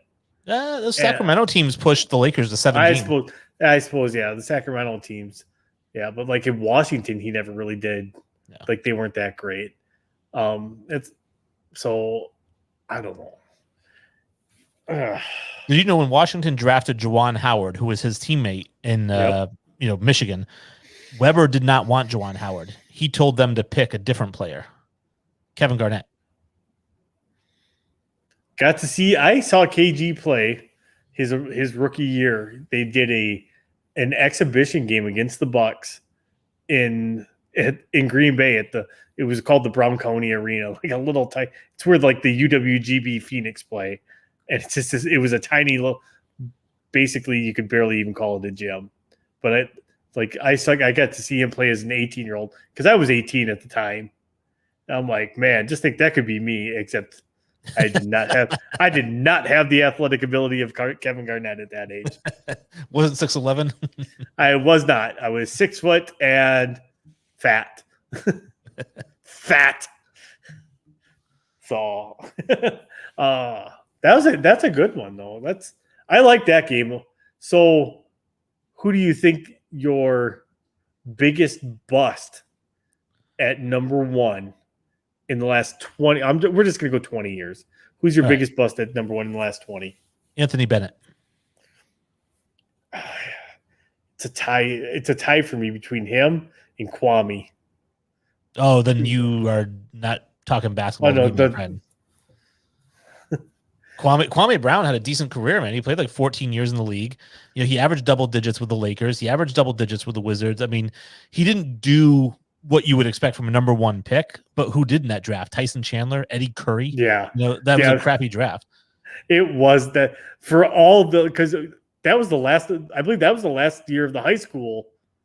I think so too. Or one of the last. Well, one of the last. No, years it of wasn't. high school. No, it wasn't. The last year was 2004, I think, with Dwight Howard went with number 1. Yep.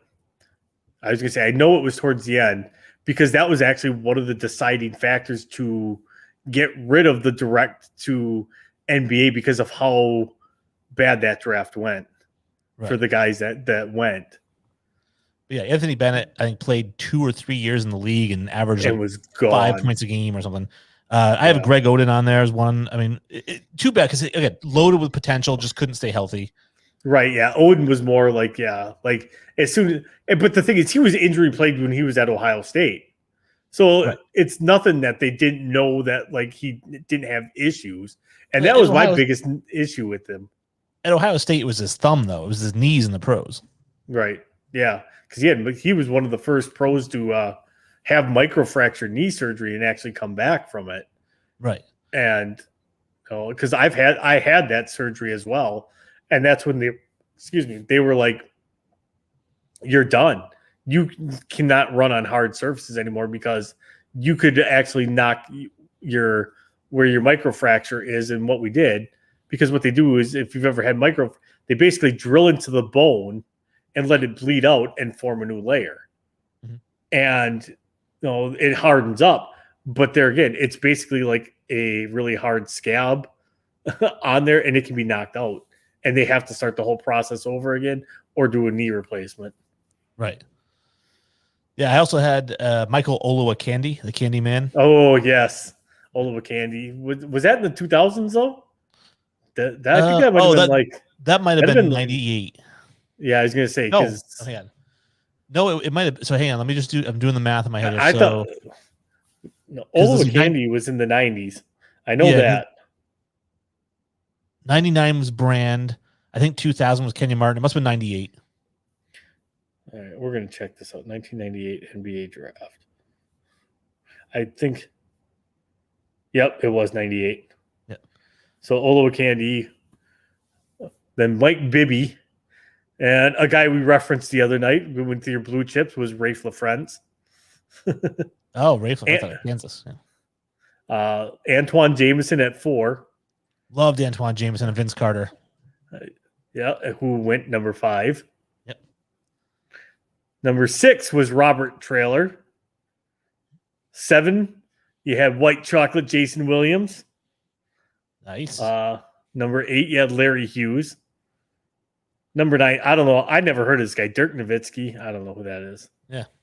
Then you had Paul Pierce go at 10. Steal of the draft. He really over Dirk, you think? Yeah. Yeah, because Dirk was a big-time prospect coming into that draft, even though he was foreign. I remember I thought Paul Pierce was going to be a top 5 pick at Kansas. I watched him play, and I was like, this guy is absolutely legit. Before Shaq called him the truth, I was like, this guy is the truth. And when he got drafted 10th overall, I said the Celtics just got the steal of the draft at number 10 because Paul Pierce is going to be a Hall of Famer. So you're not number 11, Bonzi Wells? No, I don't mind Bonzi Wells either. I didn't like him. He was a Bonzi one guy. Yeah, but Bonzi Wells carved out a nice NBA career as a role player. Like his best days, I think, were when he was with Portland. Yeah, probably. Because he was actually originally drafted by Detroit. Then you had Michael Doliak. And then Kent Clark. He must not have done nothing. Michael Dickerson. Matt Harpring was in that draft. 3-point specialist. Bryce Drew, 3-point specialist. Rasho Nesterovic. Oh, Rasho Nesterovic, yeah. Nesterovic. He played for a couple of years in the NBA, if I remember. Yeah, he played. It wasn't long, but yep. Mursad Turkan. Pat Garrity, another 3-point guy. Rashawn McLeod. Well, another Dookie there. You know who was Ricky Davis was in that draft. All right. And that's pretty late. Ricky Davis is 21st pick. He was another guy that carved out a pretty decent career for a while as a role player. Yeah, best highlight of him is jumping over Steve Nash and dunking it. Yep. Brian Skinner was in that draft. Tyronn Lue was in that draft. That just shows how old we are. Yeah, well, Tyronn Lue, because the highlight of Tyronn Lue's career, obviously, is Iverson stepping over him in the finals, right? Al Harrington was the 25th pick. Let's see. Ruben Patterson was a second round pick in that one. The Kobe stopper. So Rashard Lewis was a second round pick in that draft.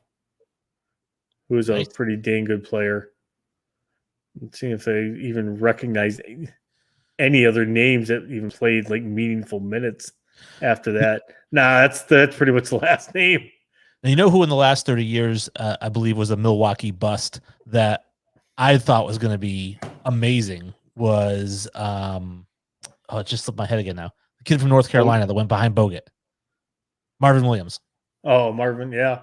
And there again, Carr wasn't the player that everybody thought he'd be where he got picked because he was originally drafted by Atlanta, if I remember correctly. Who was Williams? Marvin Williams. What was he? I'm pretty sure. Was Bogut to the Bucks? Bogut went to the Bucks. Okay, so Bogut went to the Bucks one. All right. And then Marvin Williams went 2 then, I guess. Yeah, I believe to Atlanta. And that was in the – what year was that? Was that 2000? No, 2005. No. 2005 draft. Yeah, say 2000 was Kenyon Martin. 2001 was Kwame Brown. 2002 was Yao Ming. 2003 LeBron James, and 2004 Dwight Howard. Yep.